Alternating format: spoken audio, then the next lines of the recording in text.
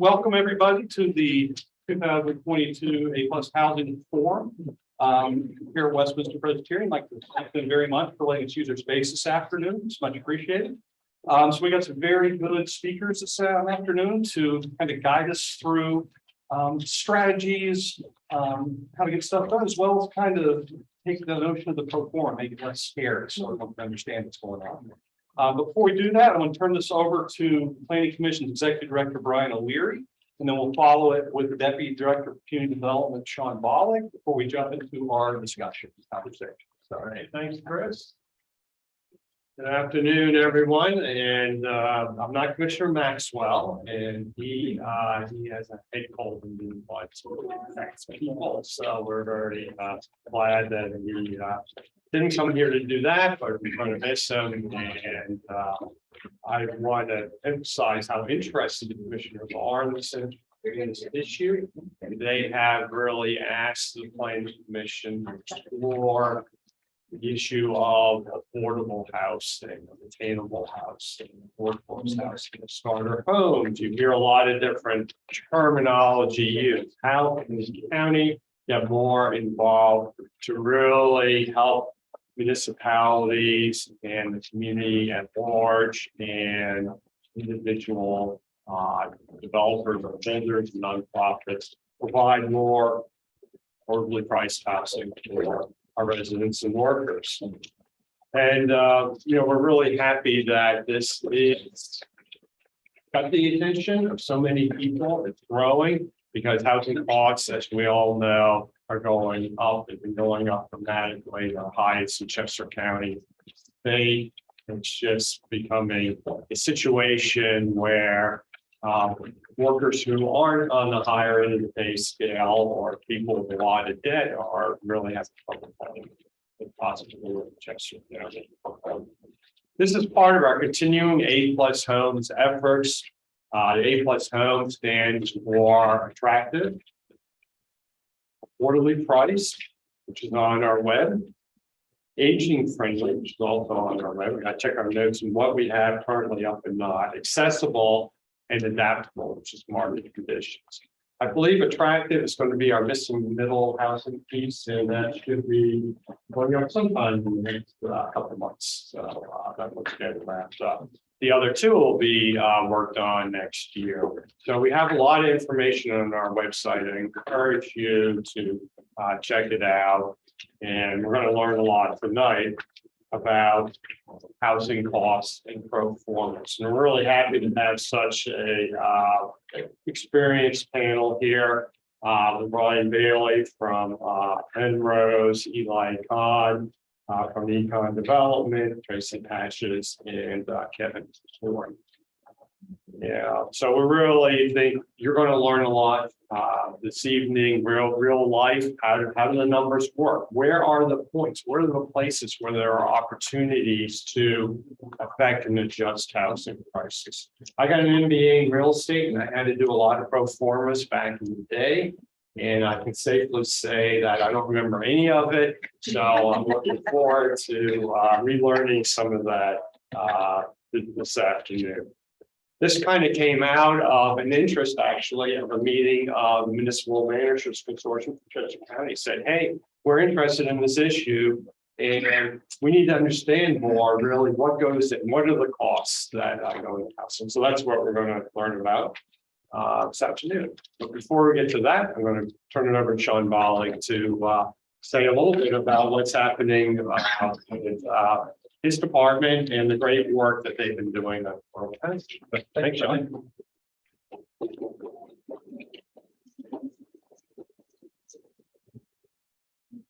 Thank you. I'm Sean Bollig. I'm the Deputy Director for the Department of Community Development. I'm here on behalf of our Director, Dolores Colligan, who couldn't be here today. And going off of Brian's comments, there really is a lot of interest and a lot of activity in the affordable housing space. So just for a bit of context, DCD, the department that I'm a part of, we provide gap funding for primarily low-income housing tax credit for affordable housing developments. So we rely on developers to come to us, apply for this funding, and specifically we tend to use the U.S. Department of Housing and Urban Development's home program funds to provide this support to affordable housing activities. So we do have a lot of exciting updates to go over today. And first, I just want to note that last June, Chester County joined HUD's House America initiative. And one of the county's goals as part of this effort is adding 350 affordable housing units to the county's pipeline within a year. And I think we are there. So earlier this year, we opened Pinckney Hill Commons on Market Street in Westchester and Red Clay Manor in the borough of Kennett Square. This created 111 affordable rental units. And then just in the last month or so, we've had groundbreakings at Phoenixville Commons in the borough of Phoenixville and the Willows at Valley Run first phase in Thorndale. So this comprises an additional 110 affordable rental units.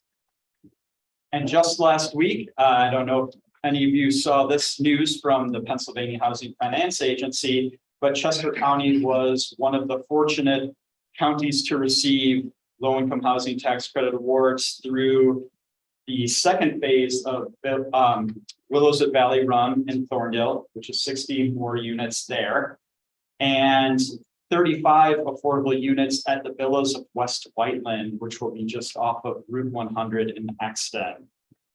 So again, a lot of things to be proud of, a lot of work that's occurring right now for affordable housing. And just for context, through the home program funds I mentioned earlier, that generally means households earning at or below 60% of median family income.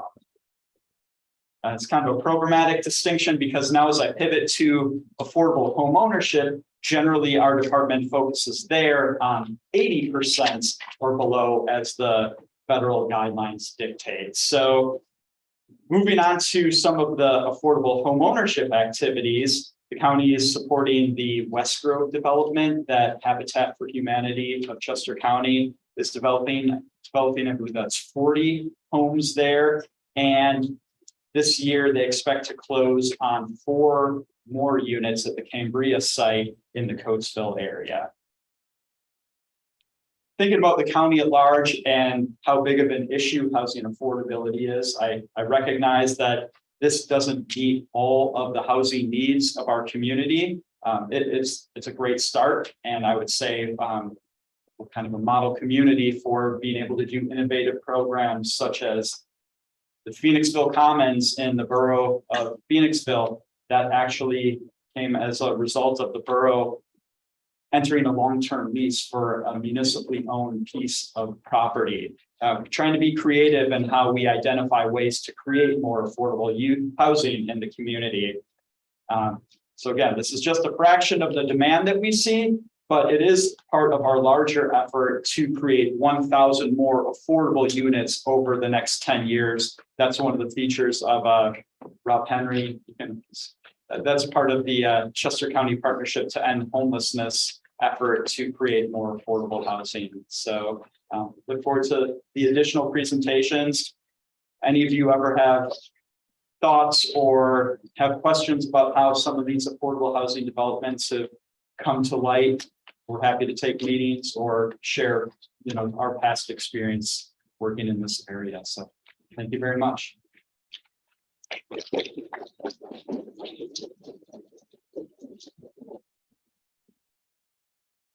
Thank you, Sean. Thank you, Brian. A few housekeeping as well. Any technical, we do have a hybrid event today, which is pretty exciting. Love that we can do that.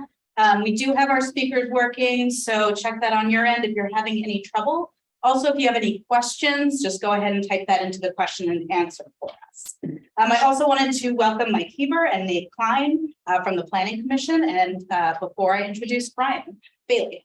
So we are very honored to have Brian Bailey provide a presentation for us today. He's going to explain and give some details of proformas for A+ homes. We're very excited.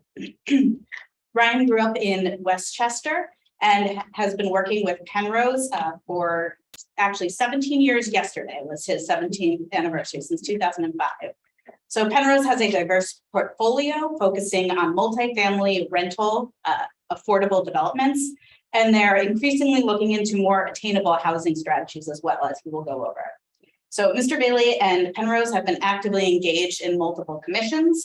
So he got roped into doing this today, and we are very grateful. And is very aware of what's happening in Chester County. So we'll be able to give some specific Chester County as well. So thank you, Mr. Bailey. All right, thanks. All right, we have a 2-hour presentation. There will not be dinner. So I hope you guys ate early. Once again, Ryan Bailey, I'm a senior developer with Pennrose. We're based out of Philadelphia, but I grew up here, went to Henderson, and now live in Borough. So happy to be in front of all of you. We are going to do a very brief introduction of Pennrose, just so you know who we are a little bit. Affordable versus attainable. What the heck is that? What is area median income? What are these rents we're hearing all about? We'll talk a bit about that. And then, of course, what can municipalities do? There's a lot of committees in Chester County right now that are working on this. You know, the newly Kennett Square, Westchester, Phoenixville. There's a lot of groups. The planning commission has groups. You could be in a committee meeting every week if you wanted to be. So basically, I take that as there's a lot of support for this type of housing, whether that is technically affordable or attainable. It's a good time to be talking about this in Chester County. And thank you for the planning department to put this together. And of course, Sean being here, because you know, you can't do anything without the money. So thank you for coming, Sean. And then we'll go through a quick case study, which is an actual development that we have under contract as an affordable deal. And then we've shown it as an attainable deal, basically stripping out some of the costs, adding stripping out some of the financing, and show you what that looks like. And then if you were able to use that same deal and get a higher level of zoning, what that would look like as well. So like, we'll actually get to some numbers. Eli, no questions on the numbers, okay? I don't want to hear anything about it. All right, so Pennrose, we've been around for 40-some years. We're headquartered in Philadelphia. We now are in, this says 16 states, it's actually 21, and we're all over the place. We focus on affordable housing. That's our niche. We also do some market rate housing, but larger multifamily deals is what we do. We've done 7 or 8 projects in the county, which I'll show you a couple of them. So big numbers, but I think the most important one is right there in the middle. Partners, over 100 partners. So a lot of our models, how do you make affordable housing work? Well, you start with land that's probably given to the project for free, or you do a long-term ground lease. So we'll hear more about that sort of thing. You can't go buy main on main and make these things finance. So most of the time you are partnering with a church or a housing authority or a city or a municipality that happens to have land. So you'll see in my what municipalities can do, it's look for underutilized land, do an RFP, bring in a developer, start that way. It could be an old public works. It could be in Westchester, it was an old county office building that just sat there that we turned it into senior affordable housing. So you got to start with land, obviously, and connections to those are vitally important. So that's the Mary Taylor House in Westchester. This was the old county office building. It was basically defunct. This was a partnership with the Hickman, which is connected by this sky bridge right across the way. So this is 100% senior affordable housing. There are project-based vouchers in this. I say all these things because they are shocking terms to some people, but everybody that drives past this building, I hope, thinks that it looks like a beautiful market rate building and doesn't realize that it's lower income or it has Section 8 vouchers in it. Section 8 voucher, from my perspective, is just about how do you manage that property. You could be a Section 8 landlord that doesn't care anything about your property, but you're collecting the rent. That's not what we're after.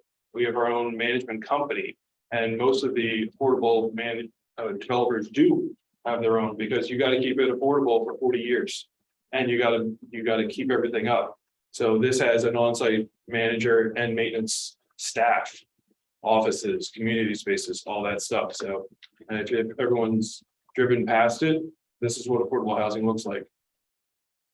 This is another senior building out in French Creek, Phoenixville. We did this many years ago, but again, looks out over onto a baseball field over here. There's been a lot of development in Phoenixville. This has remained affordable housing rental. Fairview Village, which is now Don Coppage Village. This is also up in Phoenixville. We knocked down public housing and built these townhouses. I think they look great. These are rental, and this actually these have project-based vouchers in it and is also public housing. But again, it's a really nice product. It's an asset to the community. It's an asset for everyone. All right, so what are we talking about here? What is affordable housing? What is attainable housing? I'm on all these committees. Everybody starts talking about attainable housing now. I really didn't know what that meant. Workforce housing, middle income, the missing middle. You hear about all these different things. What we're really talking about is people that just happen to have lower incomes.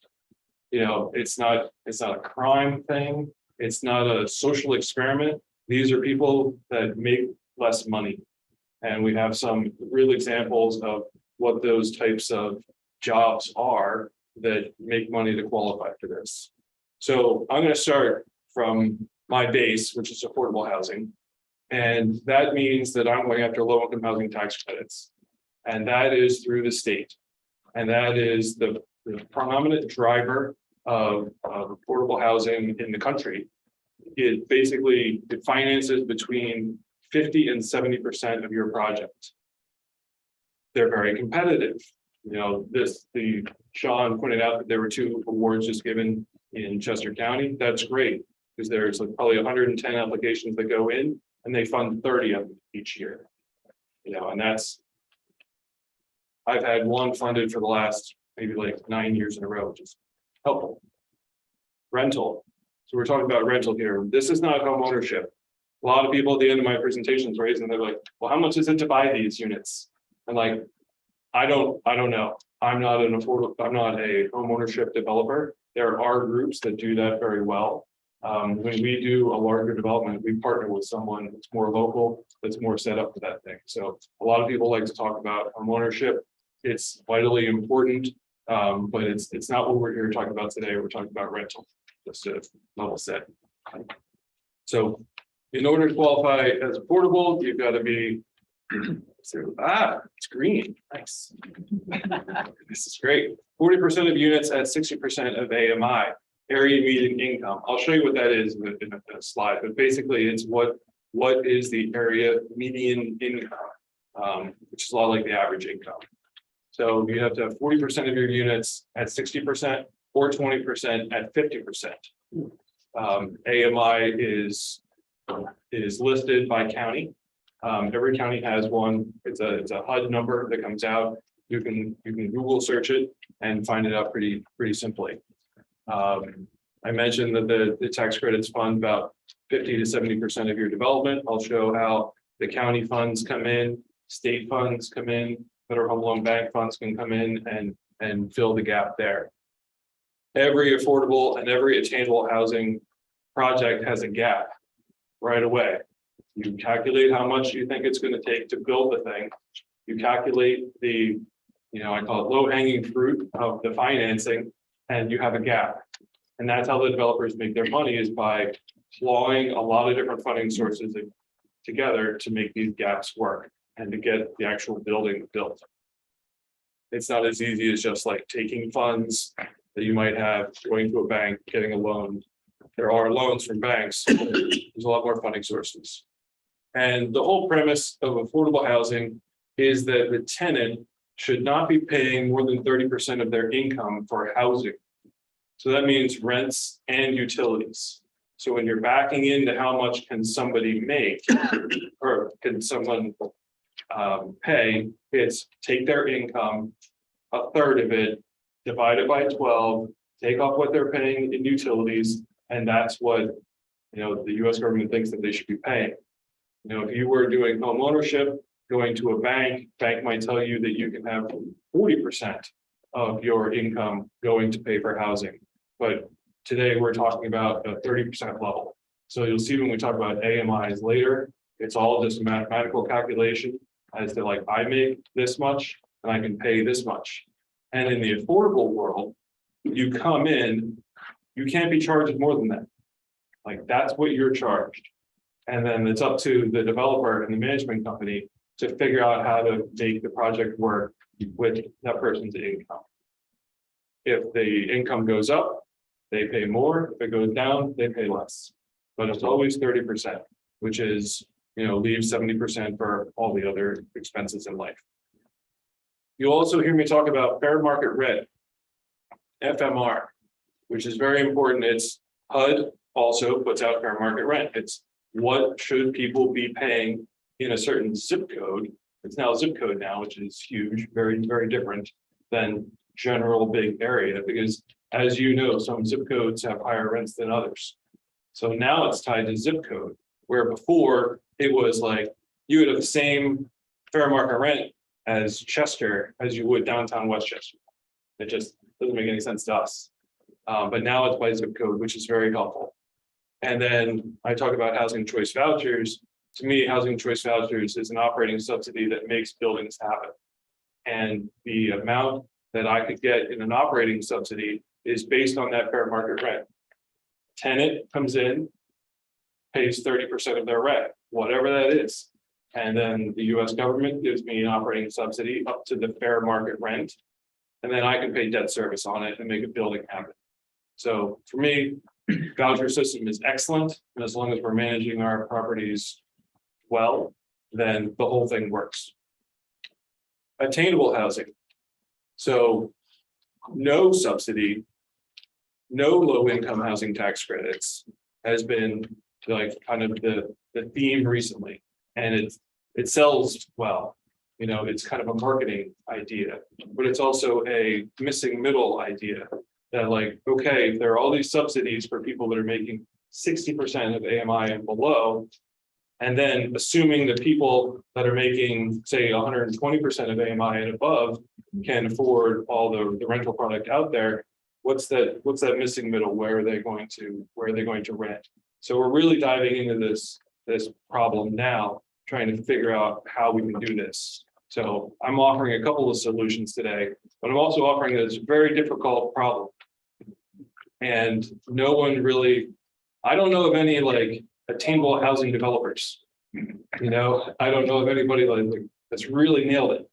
And that's their bread and butter. I think there's going to be groups that do percentages of attainable housing. You can have a building or development that's 50% affordable and 50% attainable. Like you can do that. We're doing that down in Wilmington right now, where at the end of the day, 33% of the units are going to be market rate. They're not going to have an income top on them, but we're in a rough neighborhood. And so we're expecting those rents to be somewhere in the 50% AMI. So they would have normally qualified, but that's just what rent is in that area. So again, we're talking rental buildings, we're talking units at 60 to 80% of area median income. All right, I got this from our Boston office this morning. So there is no town of Orleans around here. I get it. This is outside of Boston, I think. But what they tried to do was you have the different levels of AMI here, and you have the different percentages of population here. So if we're talking about 120% being workforce between 80 and 120, these are some of the, so physical therapists, registered nurses, dental hygienists, town systems department, elementary school teachers, public works department, health department, firefighters, postal service carriers, administrative assistants, retail workers, childcare. The mayor of Wilmington asked the executive director of the Wilmington Housing Authority the other day, what percentage of your population has a job? We're talking mostly like public housing here, right? We're talking low income housing. The answer was 73%. These are people who are employed. There are some people that are not. I will give you that. But most of the people have some sort of job. They just happen to make less. So in all the firefighters, public works department people, elementary school teachers, all these people deserve a nice place to live. So again, this is just like level setting. These are the types of folks we were talking about housing. All right, so area median income. 1 bedroom, 2 bedroom, 3 bedroom. I didn't go in 4s, I ran out of space, sorry.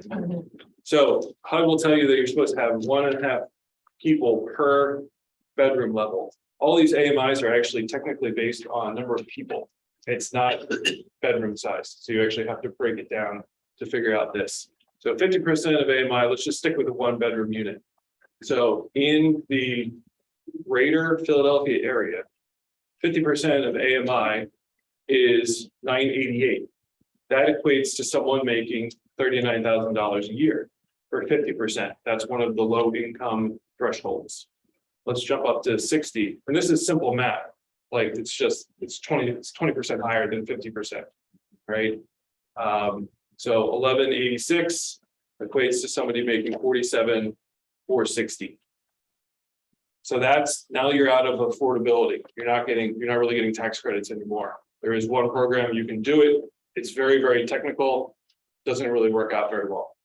So now we're into, workforce or attainable.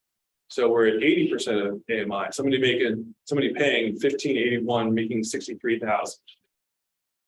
Then HUD comes in with what they think a 1 bedroom. And I used 19380 just because that's where I grew up. 1540 equates at 30%, makes $61,000 a year. The example I'm going to use today for attainable is almost $1,700 for a 1 bedroom, equating to someone making $70,000. I looked up some properties in Westchester. I'll try to get some of the Eli's, but it doesn't have any availability. So I had to find some others. So the Ekahn Collective, which is a little south of town, these are their rental rates. So we're well above FMR. And then Jefferson at West Town was $2,450, basically equating to somebody having to make $102,000 a year to afford that. So this is where we are. Sorry, I'm sure I could open it up to questions, but I'm going to run out of time pretty quick. What can municipalities do? Let's just cut right to the chase. All right, so connect developers with underutilized land, like I mentioned below. We don't see that many RFPs coming out. We don't see RFQs coming out, even like Southeast Pennsylvania. Like, I know there's land out there. We have to go around and knock on doors. In New Jersey, there's RFPs and RFQs that are coming out like crazy. Like, there are several a week. And these are municipalities that have gotten together and said, we think it's affordable housing is important. There's also some laws in New Jersey that say it's important. I'll just put that out there. They're trying not to get sued. Okay, but there's a lot more RFPs and a lot more properties being offered, so then groups like myself, there's a lot of other good affordable developers out here. Church is very good. There's a lot of us, and there has to be a lot of units created. So I'm not feeling like I'm in crazy competition with people. There's a lot to do. But I think the number one thing the municipality should go back is to try to find land that's being underutilized now and try to repurpose it and get it out there and get people interested in developing it. Second, okay, so once you got a piece of land, zoning ordinance. We got Kevin here, sat down and figured out how to create a zoning ordinance that would allow multifamily. So if you go look up the Unified Mixed Use Development Zoning Ordinance that was recently passed to do the Melton Center project, at least 50% of the gross footage of the area needs to be affordable at 80% of area median income. You're not even saying 60. They're given some leeway there.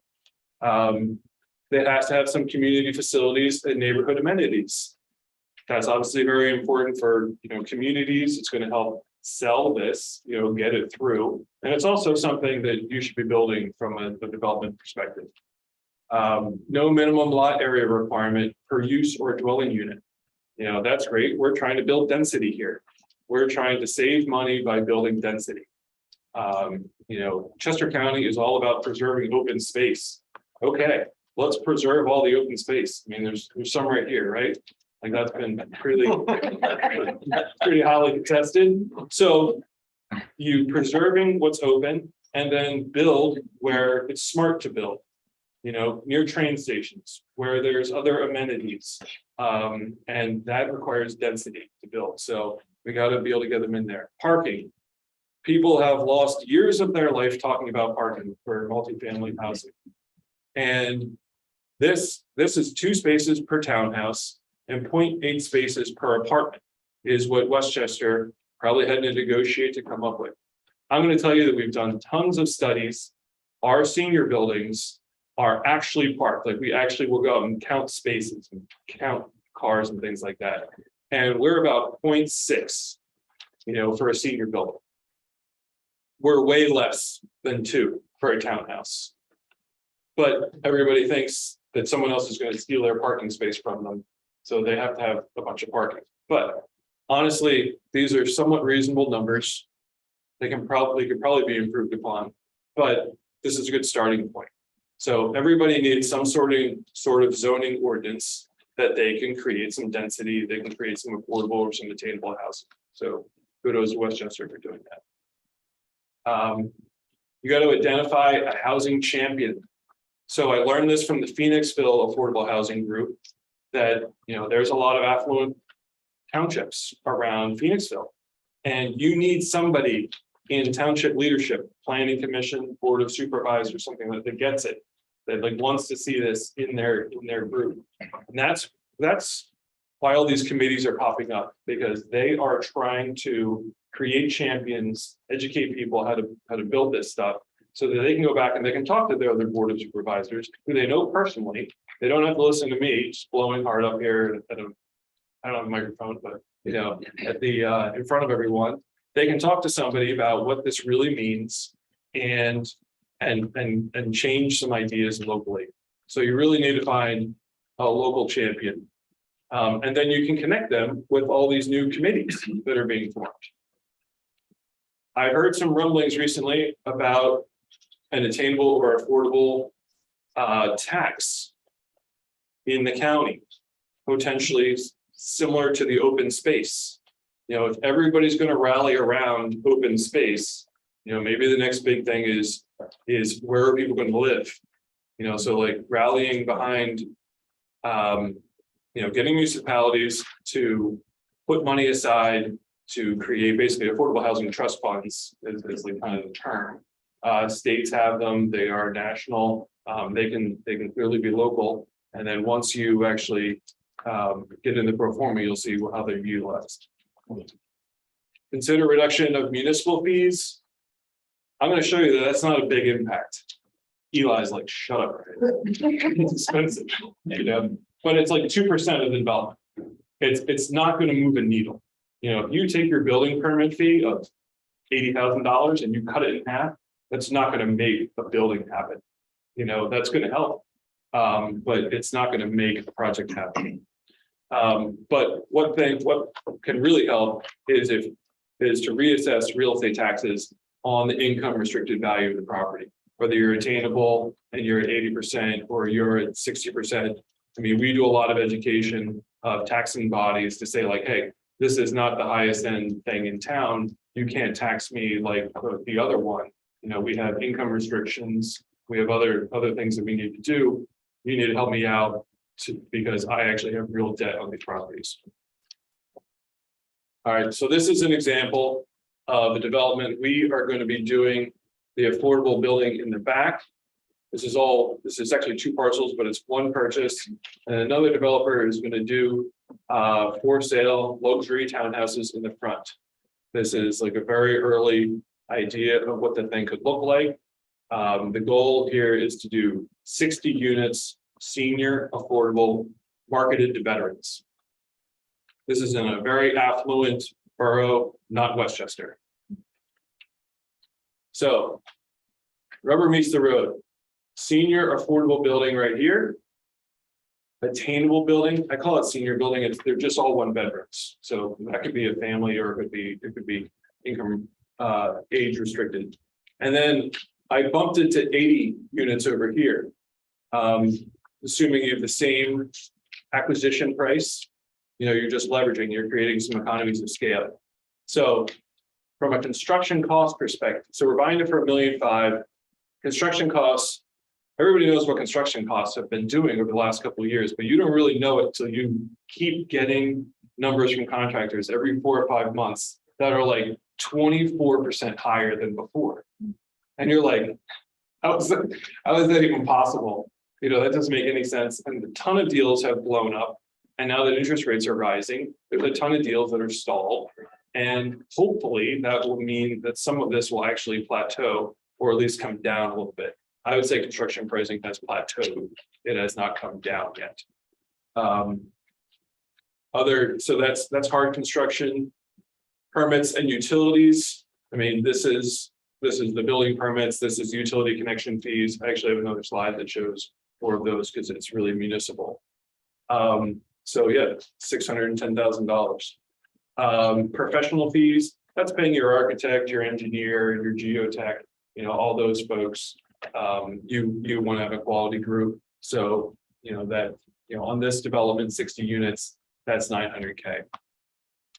Financing fees, you'll notice there's a big difference in this one.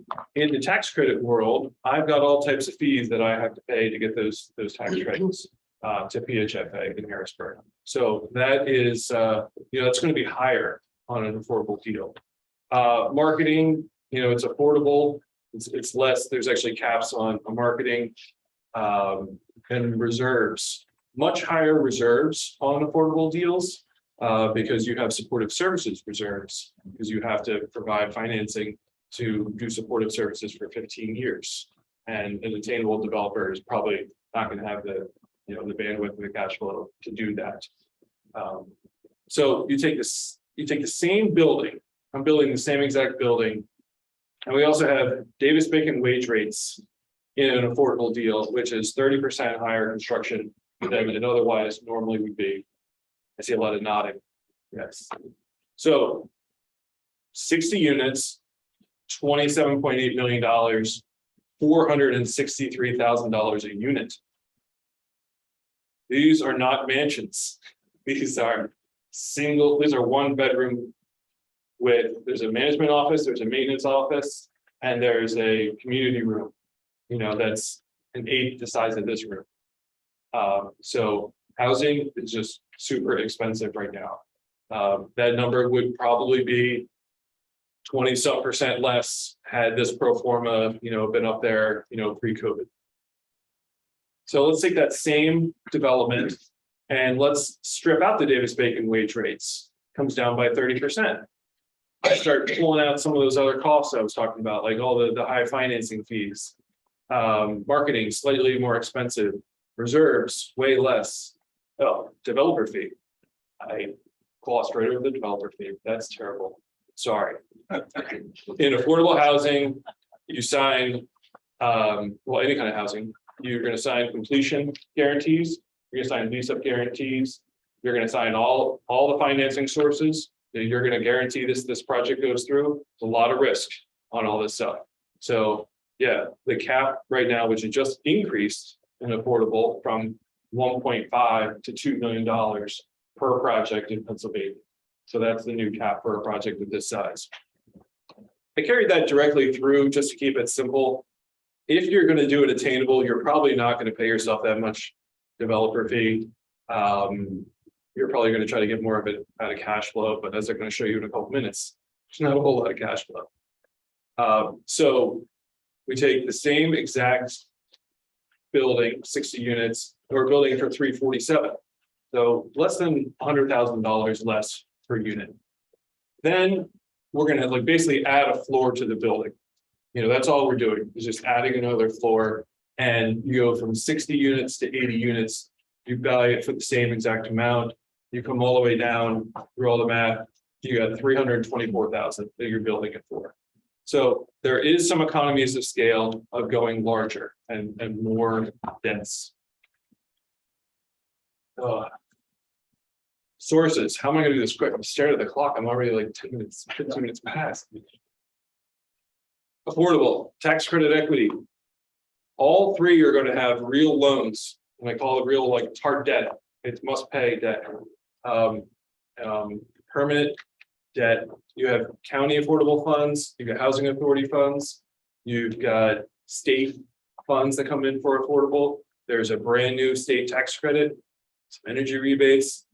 You fund the whole thing, have a financing gap of 50K that I gotta go find on this deal. Or decrease some sort of cost. Let's come over to attainable housing. I'm just making an estimate that it's 35% of developers' equity. It's, permanent loan is slightly bigger because you can actually operate this for a little bit less than the affordable. And you've got a $5 million gap on your project. There is some economies of scale. You'll notice this. You go to the 80 units, you got a slightly more equity that you're putting in.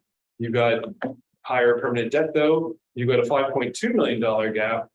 There's only $300,000 more, but you've created 20 more units. And then this is, a breakdown of the operating expenses, reserves, debt service that you have to do. The point here is cash flow. $77,000 a year for the affordable building, $96,000 a year for the attainable, $32,000 for the 80%. Cash on cash developer return, 1.33%, 1.45%. Anybody in? Who's doing that deal with me? Come on. All right, so the way to, I think, to do the attainable is that you need a master lease with an employer who wants to house their employees somewhere and can give me a rent that's higher than $16.90, but they can charge their employees whatever they want, or they could not charge their employees whatever they want. So Westchester University, a hospital network, Vanguard. The Vanguard pays pretty well, so I don't know if they need attainable housing, but they're a big fish, right? So look at the big employers, and if they can do a master lease and pay, say, $2,000 a unit, you can start to make a deal that makes sense. So that's my takeaway. Oh, these are the municipal fees. The whole point here is it's 2.23%. It's not that much. Thank you for trying to reduce your sewer tap-in fee, but it's not going to do that much. Thanks very much.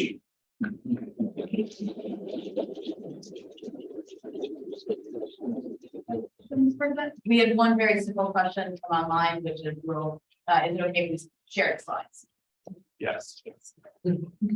Nothing secretive in there. I deleted those. Are there any questions? You get all that? There will not be a quiz. Sorry for going over. Thank you for your. Yes. Are there other costs besides the labor costs that make a tax credit one more expensive than non-tax credit for construction? Sure. So energy efficiency for one.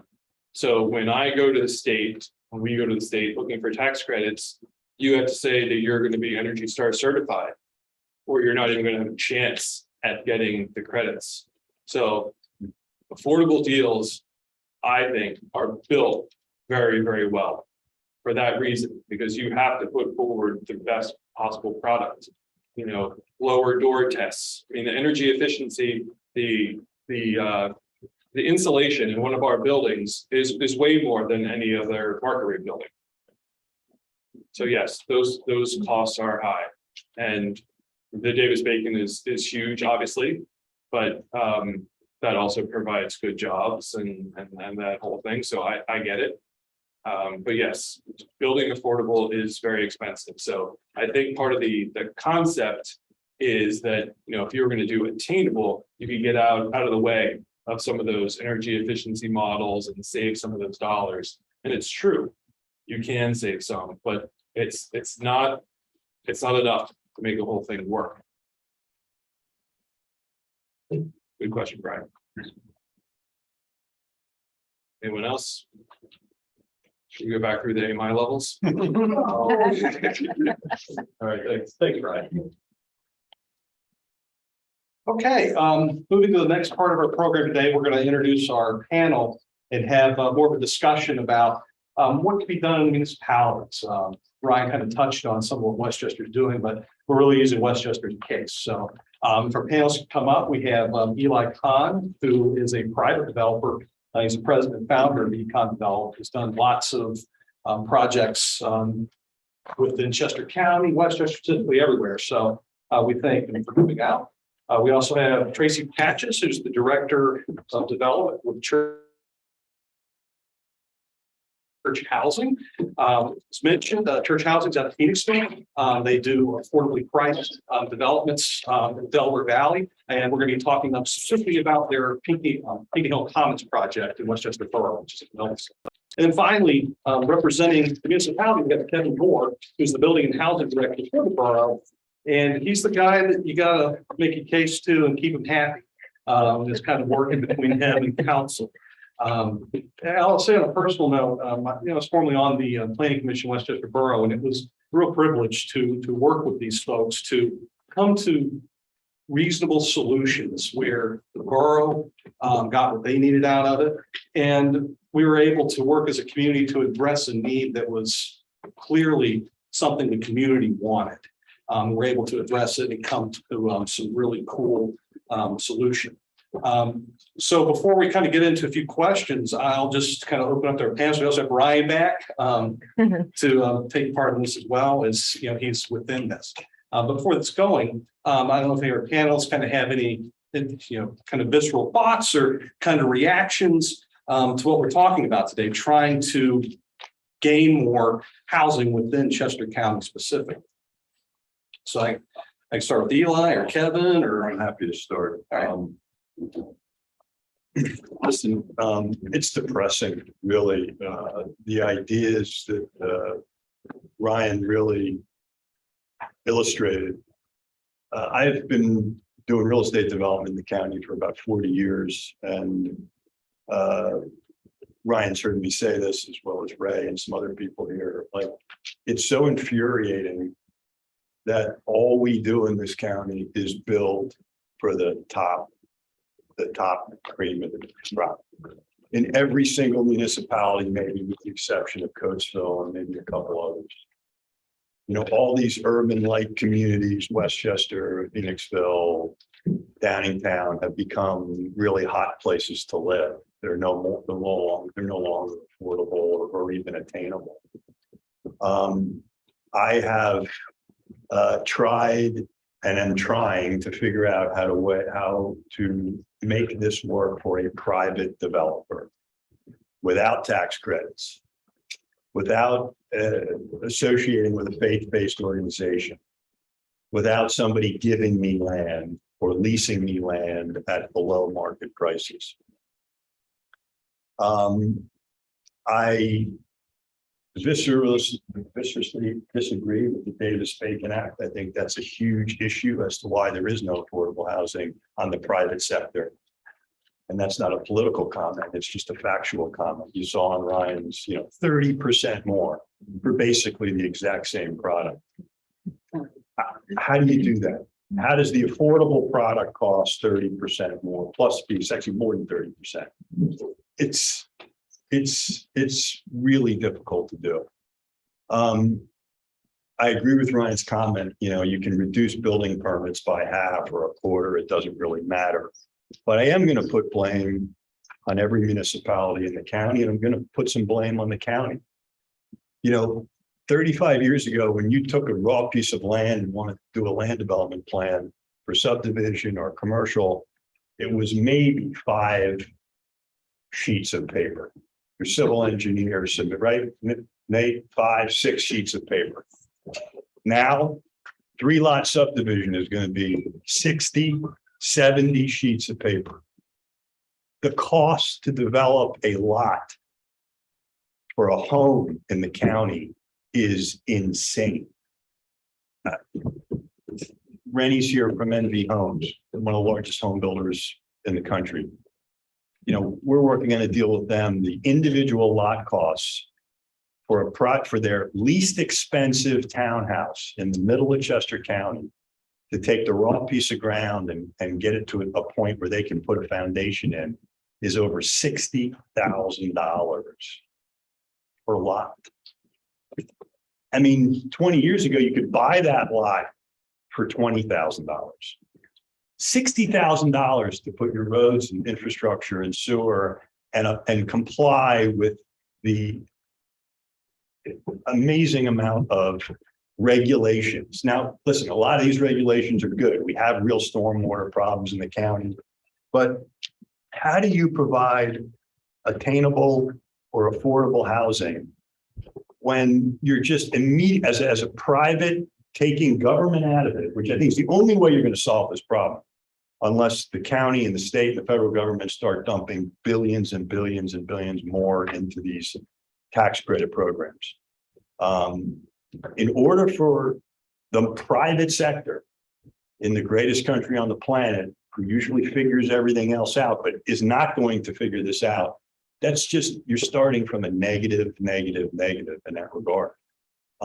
So how do you do it? As Ryan said, more density, somehow provide less regulations if it's even possible, and force municipalities, not just the urban lights, not just Phoenixville, Westchester, Downingtown, Coatesville, but for every urban community in our county is surrounded by very affluent municipal townships. East Bradford.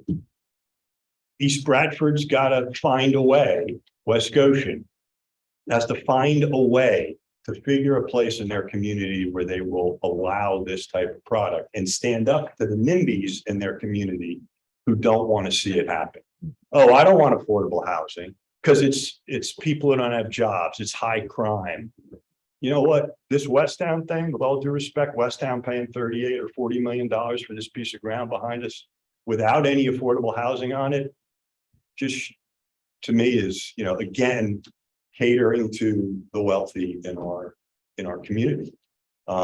We have to, as municipalities, stand up. The county has to make it, you know, somewhat mandatory in every comp plan and every new zoning.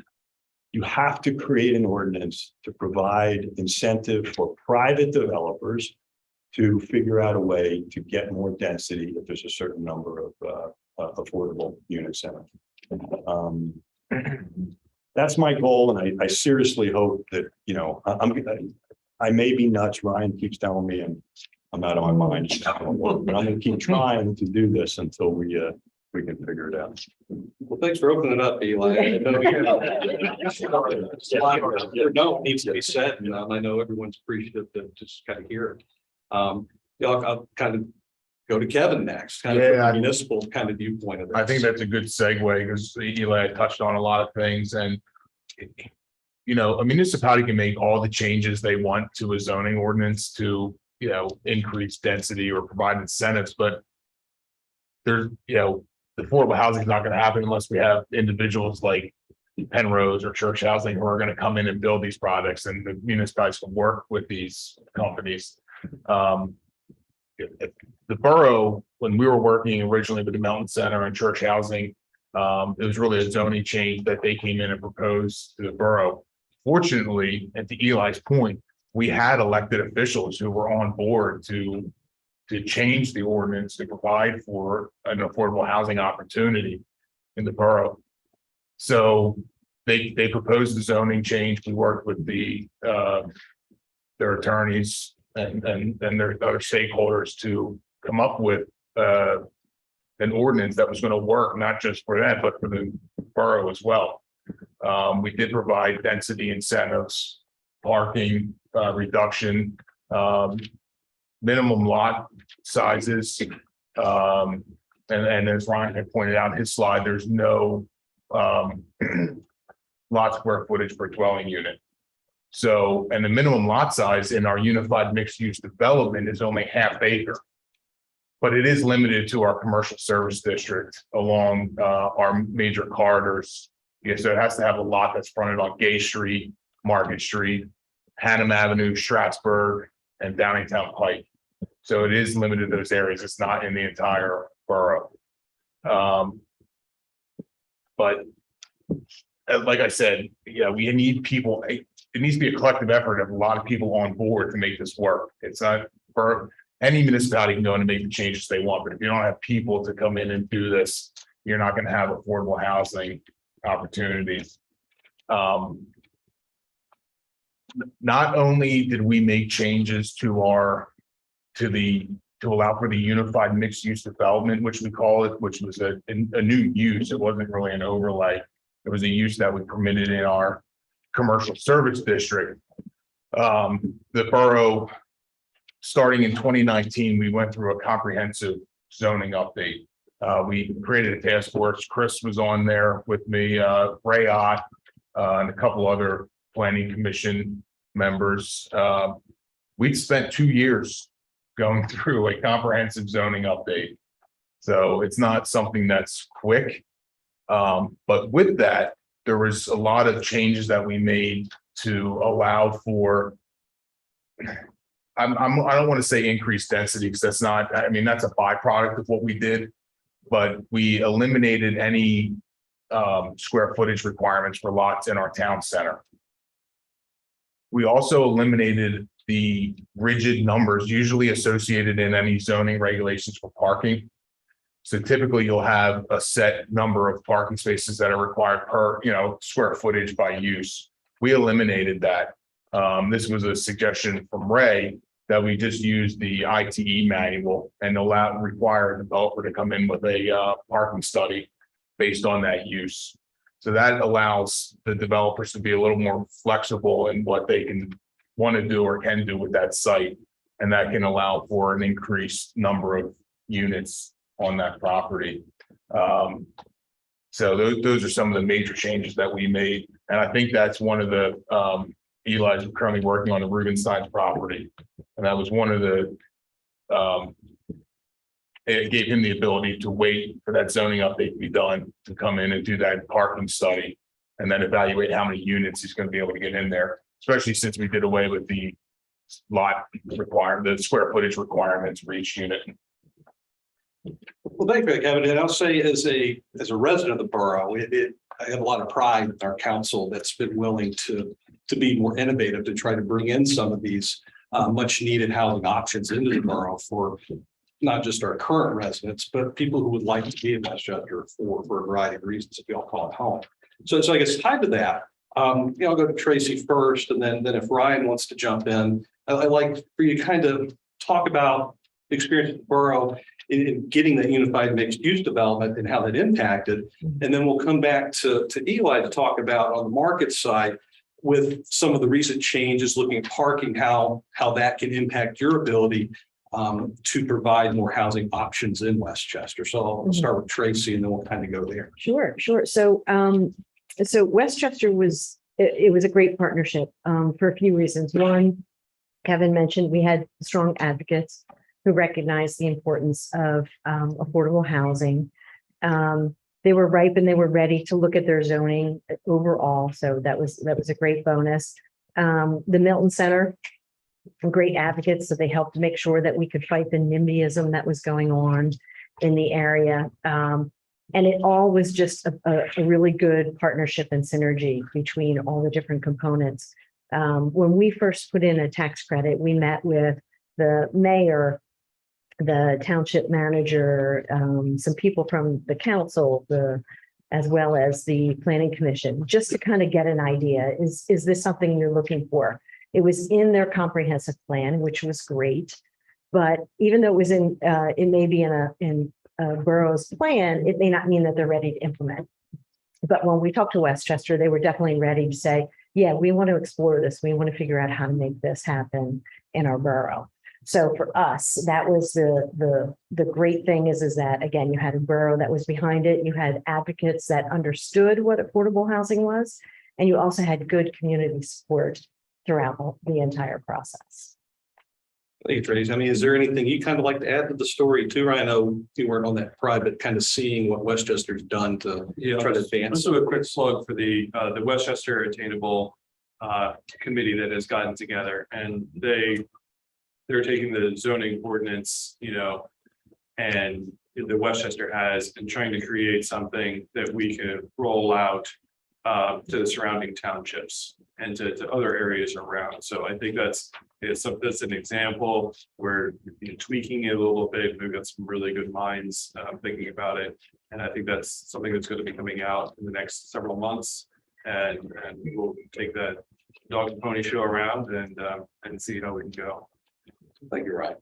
Eli is as a private developer, again, mentioning some of the recent changes to zoning in Westchester. Like, can you kind of explain how that really allowed you to advance additional projects that wouldn't necessarily have been as feasible? Yeah, I mean, before the change? as Kevin says, primarily parking. I mean, the parking ordinances in our county in southeastern Pennsylvania are ridiculous. They don't reflect reality. I mean, we built a Chestnut Square apartment project, the 220 Chestnut Street in Westchester. It's 205 units and all structured parking. And there's 40, those parking spaces probably cost $35,000 a piece to build, let alone to maintain. There's probably 40 parking spaces that have never had a car in. And it's just, you know, again, the borough being very proactive, recognize this as being a barrier to affordable housing or any kind of housing, you know, in an urban setting where you have to have 2 cars per unit, and went to an ITE based program where we can kind of submit a study and justify the parking you need. Ryan's company has real numbers on thousands of units that they've built. It's not, you know, some standard that was developed 50 years ago. And it matters because the reality is in a place like Westchester, there's lots of on-street parking that isn't metered. And why are we not using that parking if it means we have a pathway to affordable housing? And as Ryan says, as great as what happened with the Melton Center, it's a phenomenal project, and they got the zoning changed. This committee that Ryan mentioned is looking at that ordinance and saying it doesn't go far enough.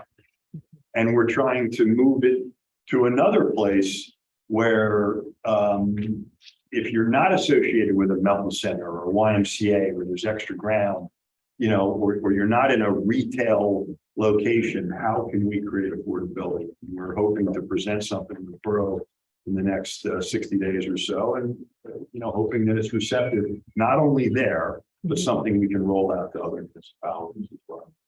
If I can just mention something about parking as it relates to the Milton Center, you know, one of the creative ideas that the borough and we came up with is we have townhomes. And so as part of that, we basically wrote it into the lease that if you have a townhome with a garage, you must park a car in the garage. So simple solution to help us to make sure that people leverage those garages for cars, not for storage, and it helps with parking. Well, where are people supposed to put all their crap? Like, Yeah. And just like Ryan had mentioned, we did a survey of our parking and we utilize 46% of our parking lots at 4 of our buildings. So when you look at affordable housing, people don't have 2 and 3 cars. They may have 1. The great thing about the Milton Center is it's right by a bus stop. So there are some people that, you know, may even sell their 1 car that they have because there's a bus stop literally right outside the door. So parking, you have to really think about it. You know, I'm talking with one township right now and they're like, but it needs to be on a bus route. So I did an analysis and I said, if somebody wants to go to the YMCA, which is a ½ mile away, and I can provide shuttle service, that would be great. If they use public transportation, they walk 3 blocks, they go 7 stops, and then they have to walk 1.5 miles to get to the Y. I'm like, if you let me build and I provide a shuttle service, it's a ½ mile. So we have to start being creative with parking and cars and what that means. So we're kind of tied to all this, and you know, we've heard Ryan talk previously about how fees impact things or not. We're talking about parking. Yeah, I guess first thing I get it back to Kevin. I know Pinckney Hill has just gone in and haven't really seen it completely occupied. But I guess going to Kevin first, have you seen any sort of issues that resulted in this reduction of parking? And then we'll flip it back to the group. I don't want to beat a dead horse, well, parking's a problem, but if there are other barriers that could theoretically be more easily addressed at the municipal level, that would be beneficial. So we'll go Kevin first. Specifically related to Picnic Hill Commons, no, we haven't seen any parking issues. Obviously, that was a concern of the neighborhood, that there was going to be overflow parking onto the streets. We haven't seen that yet. Number one, they're not fully occupied. I think Tracy said they're about 80%. Yeah, 84%, right? Yeah. So the parking lot's fairly empty during the day over there. I don't think it is going to be a concern, something we'll keep an eye on. But these are you have to use these as case studies. As Ryan said in his presentation earlier, they're using 0.6 space per unit. We can use these real life examples as a case study, go back, reevaluate those, and possibly do an amendment to our ordinance or go the ITE manual route for these types of uses if there's something that's comparable in there. So there's chances for further evaluation of these developments. I appreciate you saying that, Kevin, because that's something that most folks need to understand. The zoning ordinance is a living document. It's not intended to be the same thing for 70 years. It needs to evolve as things go on. So I'll go back to. I wanted to just make another comment as related to something Ryan said in his presentation about partnering with corporate America. For 200 years in this country, when Luke and Steel was built or some big factory, the factory often built housing for their people. Whether there was zoning then or not, it just made sense, right? If you're going to pay factory workers or lower income workers less, where are they going to live? And there's examples of that all over the country. At some point in time, planners, municipalities said, oh, no. Industrial zoning, office building zoning, housing. The two shall never meet. How did that happen? Why are we not allowing companies? And again, Vanguard's a great example. They probably don't, other than janitors and things like that, they probably don't have anybody that meets these qualifications, but they do have a social conscience. And there's lots of companies in the county and in the state and the country that do have people that could really benefit from this. Universities got to benefit from it for years. If you're a university, you had housing and you could create faculty housing. What's the difference? Why isn't the county and every township in the county allowing for housing as part of a commercial office industrial zone as an accessory use too? I mean, most of the ordinances that I read, and I read a lot of them, you can have an apartment for a security guard that would live on site to, but yet the employees have to be bused or have to bus, an hour and a half to get to work to make. It's just not right. And we can correct it with a few strokes of the pen if we're willing to do it. Right, the bad. And right now, the commercial office market is vacant. They're 25% vacant. And so that's a great opportunity. Sorry. That's a great opportunity to, repurpose some of that land, in those corporate parks and, build some residential and create a, thriving area there. Those parks are usually very nice. So that's a big opportunity that a lot of groups nationally are taking advantage of. I know we're focused really on affordable housing, but this does tie in, and I want to just let other municipalities know that years ago, the borough changed their zoning ordinance to do away with parking requirements in our entire town center, and that really spurred economic development. So I don't want municipalities to be afraid that if they reduce or do away with the parking requirements, that's going to all of a sudden cause a problem. Now, we have the fortunate, we're fortunate that we have municipal parking garages and parking lots to help with that. And not every municipality may be in that position, but, you can evaluate it at different levels. And, that economic development is also going to help with the housing, right? It's going to drive more housing. So they do go hand in hand. Well, thank you for that, Kevin. And this is a great discussion, and I know we're going to run short on time. I'd like to kind of get one more question in, and then we'll open it up to the public. And this is kind of a big nut, just to kind of put you guys on the spot. We'll say in Chester County, in my previous life working in township, working with the community and kind of making folks understand what a development is and what it isn't, and really kind of work through some of the opposition, that some of it's well-founded, some of it's not, and having to kind of navigate that. In your experiences, what have you found is the best approach to work with the community to really kind of, make the point clear that you're trying to be a partner coming in with these types of community developments and facilities that are really an asset to hopefully get folks to come around more, so that it builds the political will, so on and so forth. I don't know if you guys have any suggestions or strategies or thoughts on that. It's a whole lot easier, Chris, if it's permitted in the zone. And again, my point, if it starts from the county and the municipalities as making it a priority, you go in and like, I've been in front of hundreds of community groups and presentations. And if we're building a Target store on a commercial strip of land, and there's a Toll Brothers development behind it, everybody comes and shows up and screams. I say, that's what's permitted in your zone. You may not like it, but you bought a house next to a vacant lot that was zoned for a Target store. Going in today's world to change zoning for higher density, affordable, is brutal.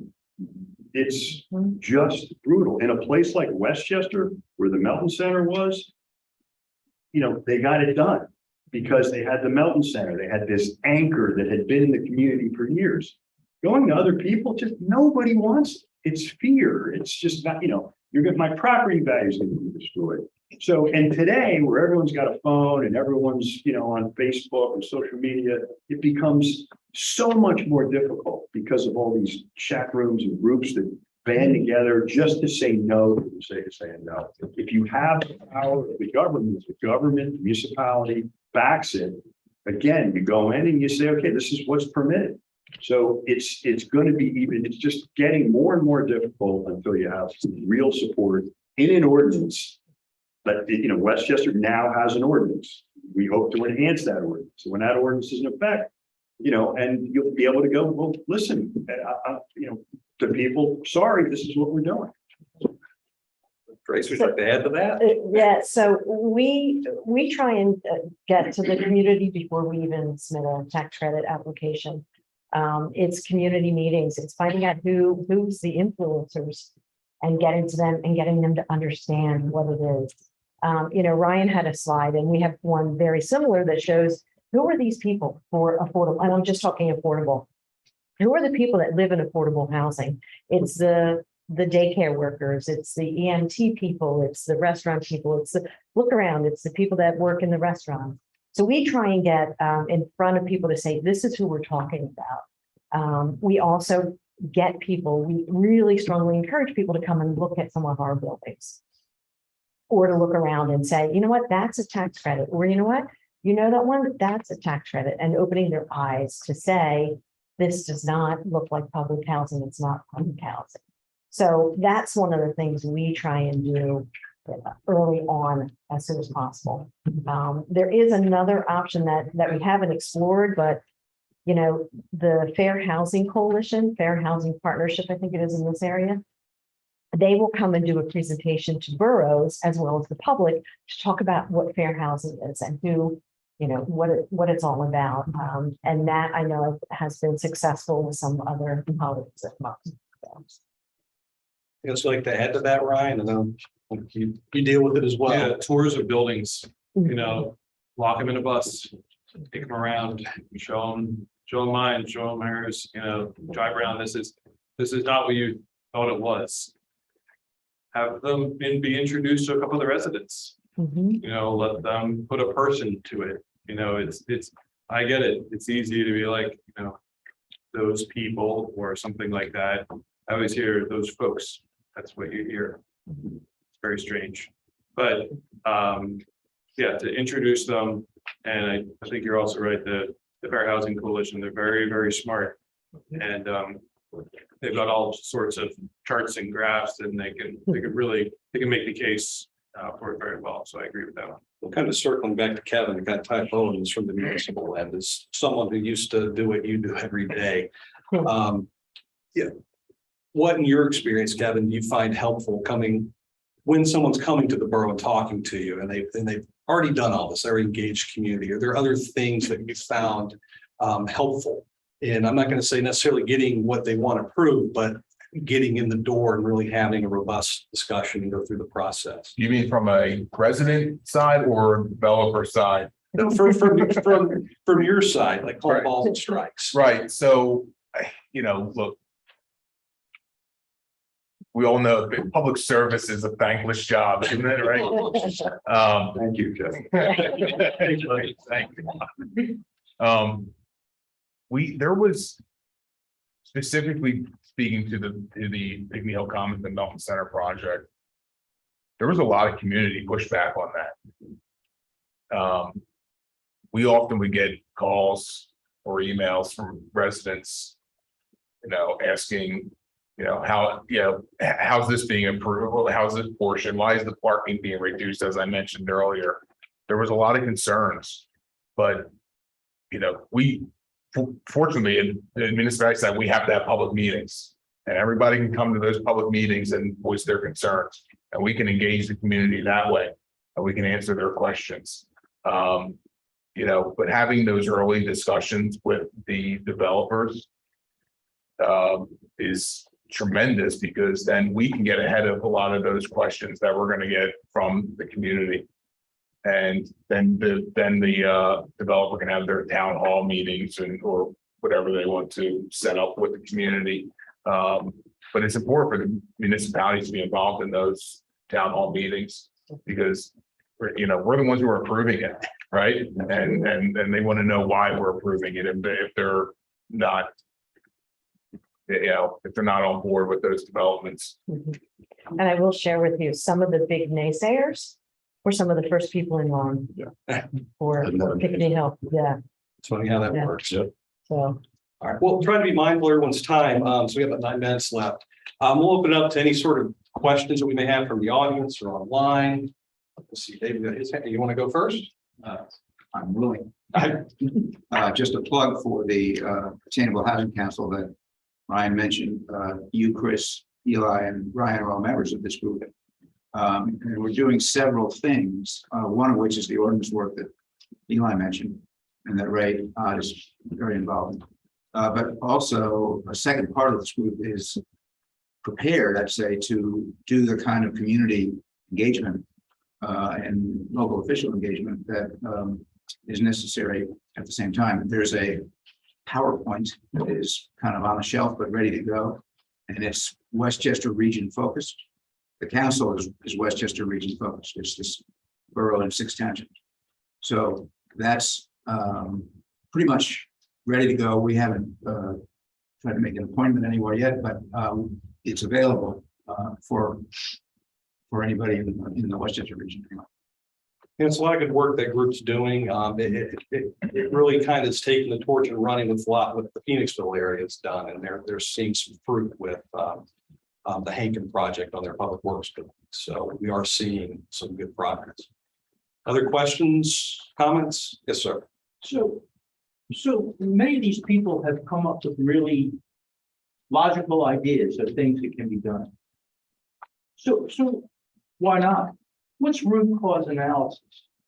And is it, hate to be provocative here, is it because certain people of a certain background, shall we say ethnicity, want life to be what it is?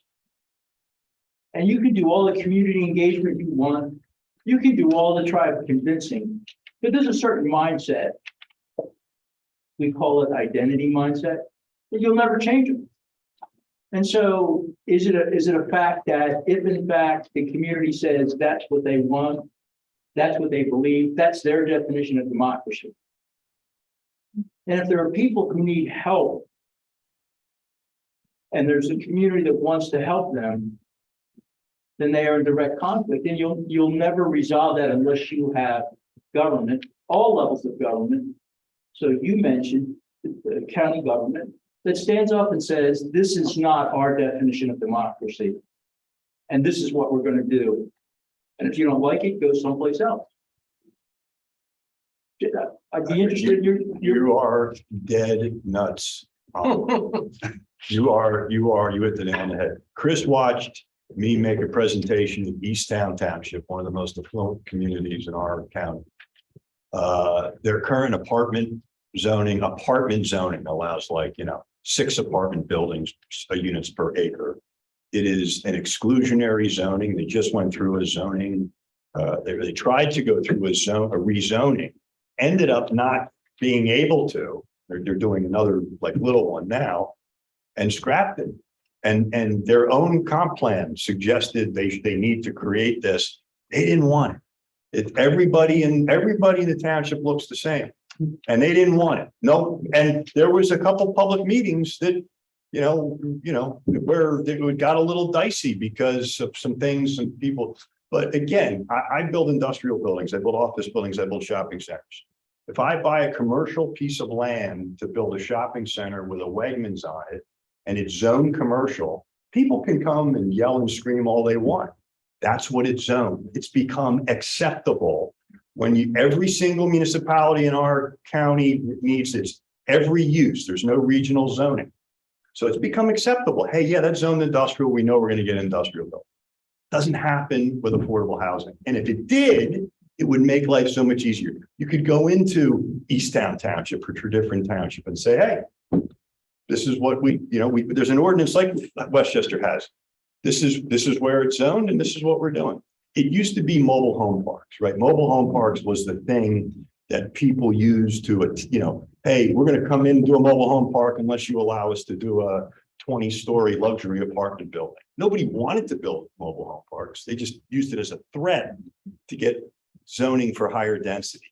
This is real. And until it happens, until you force it on municipalities, all municipalities as a permitted use in the list of uses, you're going to fight what you just said. And there's nothing you can do about it. And again, I'm telling you, I've walked out of meetings in the last 2 years because they've gotten more and more vicious.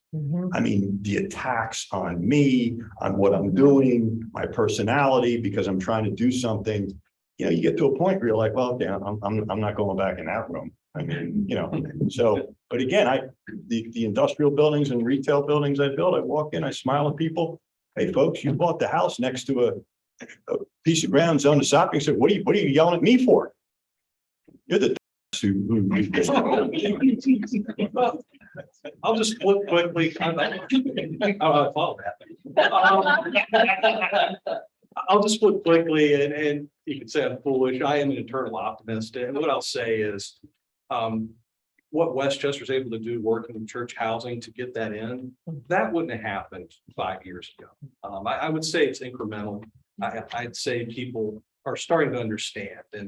And now that it's in, I know from my position, these are the types of things, that church housing is doing, the Pennrose is doing, that I can point to when I'm talking about these things. So it's not scary. It's not what people are thinking this is from 50 years ago. So like I said, I may be foolish thinking that, but I do believe we're getting there because these conversations, I know everybody on this table say, what we're talking about would be a straight no-go, maybe 4 or 5 years ago. So like I said, I know I'm naive. I'll be the first one to say that, but I do believe it. So I would say it's kind of more incremental. And I agree. The more people see how nice these places are. I mean, if you haven't been to Pinckney Hill Commons, I'd love to give you a tour. It's beautiful. It's so nice. It's got parking. It's, still has some landscaping to go on, but that's beside the point. But the more we get people to see that affordable and obtainable housing is not public housing, the better we're going to be in moving this forward. Another couple minutes. Is there anyone online? Any questions? Anybody else in here? Go to the boss man, Brian. Yeah, I'm very curious about how can we have the private sector do this? And kind of the comment that Eli brought up. I mean, to me, that's what's critical to really make this happen. And are there any models out there? So let's say you have the zoning in place it's still how do you get the price down, construction costs and other costs are so high. Are there maybe something coming down the pipe, modular housing or something else that might help resolve so the private sector can do it, tiny homes? I'm not sure what some of the options are out there. Let's just say you have everything in place, according to Ryan's, spreadsheets there, you still can't make it work, so. Well, Ryan's spreadsheets 5 years ago, pre-pandemic, probably would have been closer to working. Land values have skyrocketed, construction costs have skyrocketed. Now interest rates are skyrocketing. So I would say short term, it's ugly, but long term, the zoning's in place. And reality is the unit sizes are getting smaller and smaller and smaller. I mean, you talk about a tiny home, we all watch those television shows. Vertical tiny homes is how we're going to get there. My Rubenstein's project, it's more attainable, not affordable, but we're getting there with unit size. We're shrinking the units and thinking about the units so we can provide, because what happens is in most of my market rate apartment projects, the biggest question we get from people that walk in the door, especially retired people and young people, the single biggest question is, what's the least expensive unit you have? They don't care if it's efficiency or what. We have a number that we can afford. We want to live in this beautiful building. We'll forgive, we don't need 4-burner stove. We don't need, what's the least expensive unit? And that's how we're going to get there. So getting rid of square footage per lot, which Westchester and I think maybe West Whiteland recently did, is one of the is rare in a municipality. When you get rid of that, you can add more density and decrease parking, and maybe rates come down and construction costs come down to make it work. Eli, I know we're out of time, Chris, but I want to bring up something that Eli said. It's really important to this gentleman's question earlier. You said that you have older folks coming in saying, what is the cheapest unit I can buy? The way you're going to change people's thought process on this is you have the aging community, and they may not have their income revenue coming in, and they need to go find those cheaper places. So the residents at East Town Township, they may say, listen, the times are changing. We need to have housing for our aging population. So that's how, you get people to really think about what their needs are going to be down the line. I think so. Last real quick, Brian, it's a great question. Like, how do we really actually do this? And my thought is, land that is less expensive. I think that starts with county owned, municipally owned, that kind of thing, mission driven land. Yes, churches are actually a great, asset for land. And then I think it's a mixture of incomes. If you're gonna go do all, the missing middle, we've seen there's not that much financing out there right now for that sort of thing, unless you've got a huge master lease and it's basically a market rate project at that point. So let's do 50% affordable. Let's do 30% missing middle, and let's do 20% market rate. Let's mess around with the capital stacks, bring in other subsidy that you can. It's harder. It's a lot more applications to put together. It's a lot more boxes to check, but that can make it happen. I'd like to thank our panel again for coming out this evening.